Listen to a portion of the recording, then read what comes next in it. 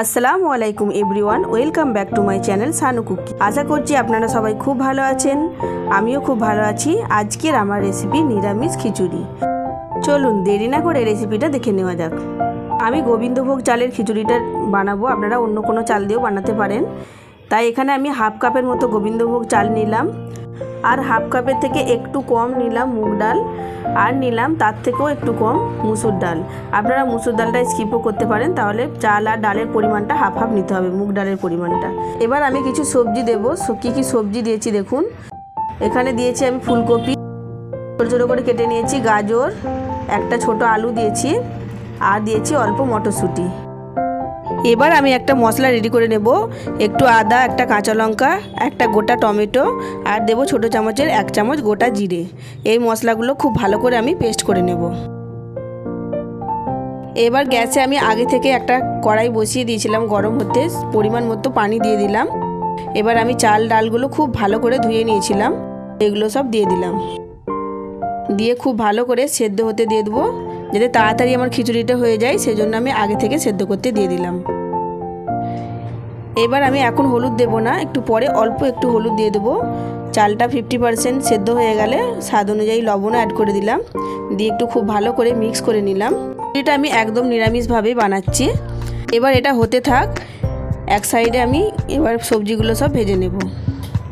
আগে থেকেই আমি একটা ফ্রাইং প্যান বসিয়ে দিয়েছিলাম, পরিমাণ মতো সরিষার তেল অ্যাড করে দিয়েছিলাম, তেলটা গরমও হয়ে গেছে। এবার আমি ফুলকপিগুলো দিয়ে দিলাম। বন্ধুরা, সরস্বতী পুজো তো চলে এসেছে, আর সরস্বতী পুজো মানেই তো খিচুড়ি। আমরা এই দিনটার অপেক্ষায় সবসময় বসে থাকতাম যখন আমরা স্কুলে পড়তাম, যে কবে সরস্বতী পুজো হবে, একটু আনন্দ করব আর মজা করে খিচুড়ি খাবো। এবার আমি অল্প একটু লবণ অ্যাড করলাম। সরস্বতী পুজোতে আমরা অনেকেই বাড়িতেও খিচুড়ি বানিয়ে থাকি, সেই জন্য আজকের আমার এই রেসিপিটা। যারা খিচুড়ি বানাতে জানেন না, নতুন, তাদের জন্য আজকের আমার এই রেসিপিটা। এবার আমি সমস্ত সবজিগুলো দিয়ে দিলাম, দিয়ে খুব ভালোভাবে নাড়াচাড়া করে নিচ্ছি। খিচুড়িতে সবজিগুলো একটু ভেজে দিলে খিচুড়ির টেস্টটা খুব সুন্দর হয়, আর খেতেও খুব ভালো লাগে। এবার আমি অল্প একটু হলুদের গুঁড়ো অ্যাড করে দিলাম, দিয়ে খুব ভালো করে আবারও নাড়াচাড়া করে ঢাকা দিয়ে দেব। ঢাকা দিয়ে দিলে সবজিগুলো খুব ভালোভাবে সেদ্ধ হয়ে যাবে। ঢাকাটা খুলে দিলাম, দিয়ে খুব ভালো করে আবারও নাড়াচাড়া করে দিচ্ছি। আবারও একবার ঢাকা দিয়ে দিলাম। এবার বারে বারে এভাবে ঢাকা দিয়ে সবজিগুলো সব সেদ্ধ হয়ে যাবে, আর খুব ভালোভাবে ভাজাও হয়ে যাবে। এবার আমি উপর থেকে মটরশুঁটিগুলো একটু দিয়ে হালকা করে নেড়ে নেব। হয়ে গেছে আমার সবজি ভাজা। এবার আমি খিচুড়ির উপরে সবজিগুলো সব দিয়ে দেব, দিয়ে একটু নাড়াচাড়া করে দেব। একদম সহজ উপায়ে আমার এই রেসিপিটা, নিরামিষ খিচুড়ি, আপনারা অবশ্যই বাড়িতে ট্রাই করবেন। এবার ওই ফ্রাইং প্যানেই অল্প একটু আমি তেল অ্যাড করে দিলাম, সরিষার তেল, আর দিলাম ফোড়নে তেজপাতা আর শুকনো লঙ্কা। এবার তেজপাতা আর শুকনো লঙ্কাটা খুব ভালো করে গরম হয়ে গেলে দিয়ে দেব আমি বেটে রাখা পেস্টটা, দিয়ে খুব ভালো করে মশলাটা আমি কষিয়ে নেব।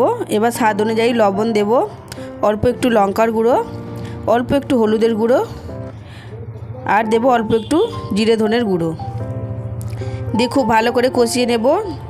ততক্ষণ পর্যন্ত কষাতে হবে যতক্ষণ পর্যন্ত মশলা থেকে তেলটা না ছেড়ে আসে। এবার আমি মিক্সির বাটিটা থেকে ধুয়ে একটু পানিটা অ্যাড করে দিলাম, দিয়ে খুব ভালো করে কষিয়ে নেব তেল ছাড়া পর্যন্ত। তেল ছেড়ে এসেছে, মশলাটা আমার পুরোপুরিভাবে রেডি হয়ে গেছে। এবার আমি খিচুড়ির উপরে ওই মশলাটা ঢেলে দেব। দেখুন কতটা সহজভাবে আজকের আমার রেসিপিটা আমি শেয়ার করে দিলাম। একদম খুবই সহজ, কোনো রকম ঝামেলা ছাড়াই আজকের রেসিপিটা। এইভাবে যদি আপনারা খিচুড়িটা বানান, একদম কম সময়ের মধ্যে আপনার খিচুড়িটা তাড়াতাড়ি রেডি হয়ে যাবে। দিয়ে খুব ভালো করে দেখুন মিক্স করে নিচ্ছে। চালটা আমার পুরোপুরিভাবে সেদ্ধ হয়ে গেছে, চাল ডাল সবজি একদম কত সুন্দর মাখো মাখো টাইপের হয়ে গেছে, দেখতে কতটা সুন্দর লাগছে। খিচুড়ি তো আমরা সবাই খুব ভালোবাসি কম বেশি।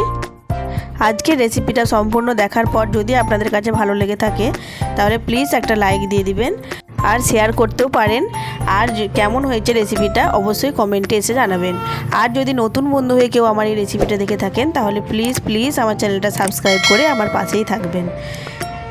খিচুড়িটা আমার সম্পূর্ণভাবে রেডি হয়ে এসেছে। এবার আমি একটা তড়কা দিয়ে দেব। তড়কাটা অবশ্যই দেওয়ার চেষ্টা করবেন, সেজন্য আমি একটা চামচ নিলাম, গোল চামচে 1 চামচের মতো ঘি দিয়ে দিলাম। ঘিয়ের পরিমাণটা আপনারা কম বেশি দিতে পারেন। ঘিটা দিলেই খিচুড়ির টেস্টটা আরও সুন্দর হবে। ঘিটা খুব ভালোভাবে গরম হয়ে গেলে এবার আমি একটা গোটা শুকনো লঙ্কা দিয়ে দেব। শুকনো লঙ্কার ঘিটা থেকে যখন খুব সুন্দর একটা ফ্লেভার আসবে তখন আমি এখানে অল্প একটু দিয়ে দেবো আমি কাশ্মীরি লঙ্কার গুঁড়ো, দিয়ে একটু নাড়াচাড়া করে এবার আমি খিচুড়ির উপরে ঢেলে দেব। এই তরকাটা অবশ্যই দেওয়ার চেষ্টা করবেন, এতে খিচুড়ির স্বাদটা খুব সুন্দর হবে, খেতেও খুব ভালো লাগবে। এবার আমি খুব ভালো করে দেখুন মাখিয়ে নিচ্ছি।